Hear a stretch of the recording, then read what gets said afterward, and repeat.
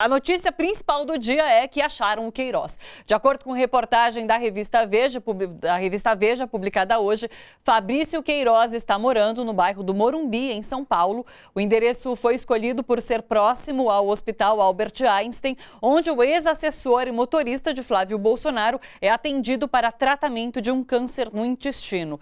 Essa notícia teve grande repercussão nas redes sociais. Guilherme Boulos, do MTST, tuitou o seguinte: acharam o Queiroz e não foi a PF do Sérgio Moro. A questão agora é quem paga a sua estadia no Morumbi e suas consultas no Albert Einstein. Com a palavra, a família Bolsonaro. O jornalista Glenn Greenwald lembrou de conversa entre procuradores da Força Tarefa de Curitiba, publicadas pelo Intercept Brasil em julho. Deltan Dallagnol, em chat secreto, sugeriu que Sérgio Moro protegeria Flávio Bolsonaro para não desagradar ao presidente e não perder a indicação ao STF. Pois é, hoje pela manhã, na saída do Palácio do Alvorada, Jair Bolsonaro fez uma declaração em relação às terras indígenas e falou que vai rever as terras já demarcadas. Vamos dar uma olhada. Temos o vídeo? Mais reserva indígena no Brasil, muito pelo contrário. Vamos rever as que foram demarcadas com laudos, com muita suspeição de fraude no passado. Pois é, quem ajuda a gente a entender as notícias hoje é o historiador Fernando Horta. Oi, Fernando, tudo bom? Tudo bom, Thalita? Um prazer estar conversando com você. Um abraço ao pessoal que está participando aí no estúdio. O prazer é sempre nosso, Fernando. Fernando, Bolsonaro tem uma certa obsessão com essas terras indígenas, né? Ele vive martelando nessa tecla de vou rever as terras indígenas, quero abrir para exploração as terras indígenas. Ele está sempre falando sobre isso e causa impactos ruins para essas demarcações acontecerem, para esses povos que vivem nas terras ainda não demarcadas, inclusive, né? O problema é que na falta de uma agenda positiva, o governo, na falta de ter um plano de desenvolvimento nacional ou algum tipo de planejamento que resolva parte dos problemas que o Brasil vive hoje, ele opta por uma agenda do choque, né? Então, o objetivo é sempre chocar quem está ouvindo, chocar o seu público eleitor, no sentido de manter, vamos dizer assim, parecer que se está trabalhando, quando na realidade, especialmente o ataque às demarcações de terras indígenas é terrível para o Brasil. Não apenas porque hoje nós não precisamos explorar aquela região explicitamente de forma capitalista, porque nós temos uma mão de obra excedente no Brasil, nós temos uma economia desaquecida, quer dizer, há meios de se fazer a economia voltar a crescer sem precisar daquilo lá, quanto pelo fato de que não há consenso social hoje no Brasil sobre como fazer aquela exploração, a exploração daquela região, de forma a manter toda a engrenagem que significa a Amazônia para o clima brasileiro e mundial. Então, há muita coisa que nós precisamos estudar, que nós precisamos conhecer, há muita gente que nós precisamos ouvir internamente, as populações que vivem lá, para poder mexer naquilo com algum tipo de segurança de que nós não vamos destruir coisas que sequer hoje conhecemos concretamente. E, além disso, nós ainda estamos vivendo o nosso pior momento em termos de política internacional, né?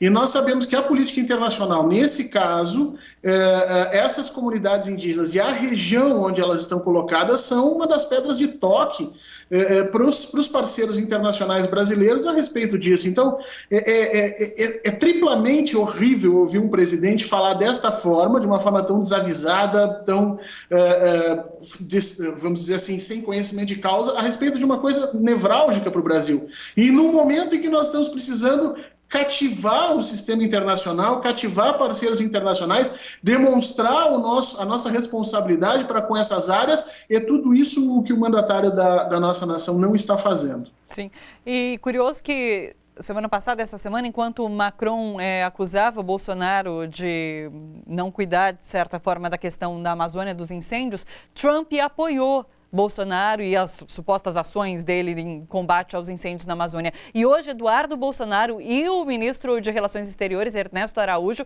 os dois estão na Casa Branca conversando com Trump. Dá para a gente imaginar sobre o que é essa conversa, o que está sendo tratado nessa conversa com Trump? não dá para imaginar o que está sendo tratado na conversa com o Trump, porque os dois agentes que estão ali conversando, mais o Trump, são pessoas que não são racionais, no sentido de que não operam por uma racionalidade do século XX que nós conhecemos. Então, eles podem estar conversando desde a respeito das teorias da Terra plana, até como fazer uma invasão à Venezuela, ou talvez o Brasil oferecer ajuda para que o Trump faça, enfim, a sua invasão que ele quer ao Irã. De qualquer forma, nós não conseguimos entender isso, mas só essa aproximação para o Brasil já é horrível. Primeiro porque o presidente Donald Trump tem sondadas razões de não ser reeleito nos Estados Unidos, né? E se ele não for reeleito, toda a política externa brasileira vai ficar falando no vazio.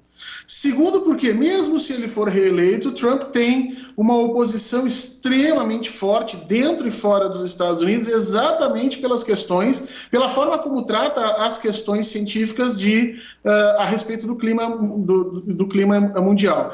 Então, assim, é terrível a gente se filiar a exatamente aquilo que hoje é mais criticado de Donald Trump.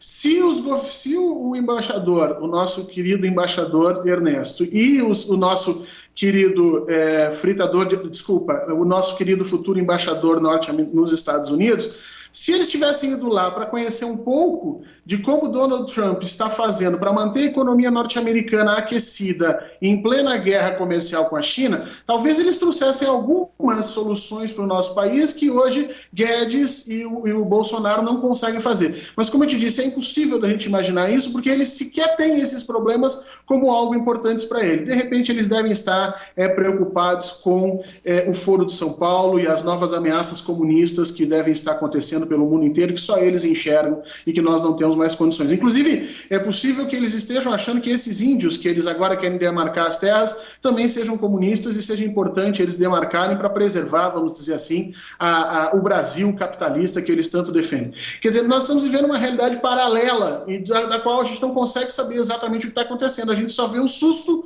da notícia ou do dado quando ele não é mascarado, quando não é questionado pelo governo. Assim, é impossível de se governar um país dessa forma. Eu não sei por quanto tempo nós vamos aguentar, o Brasil vai aguentar e nós já estamos pagando muito caro por isso. Eu acho que os agentes econômicos brasileiros que já estão sofrendo podem esperar sofrer mais, acho que eles devem começar a se movimentar. Alguma coisa precisa ser feita. Olha só, você que curte a TVT e quer contribuir com a gente para que a nossa programação chegue cada vez mais longe, se inscreva no nosso canal do YouTube/Rede TVT e torne-se membro. Ou então faça a sua contribuição em nosso Catarse. É só acessar catarse.me/TVT. A gente agradece.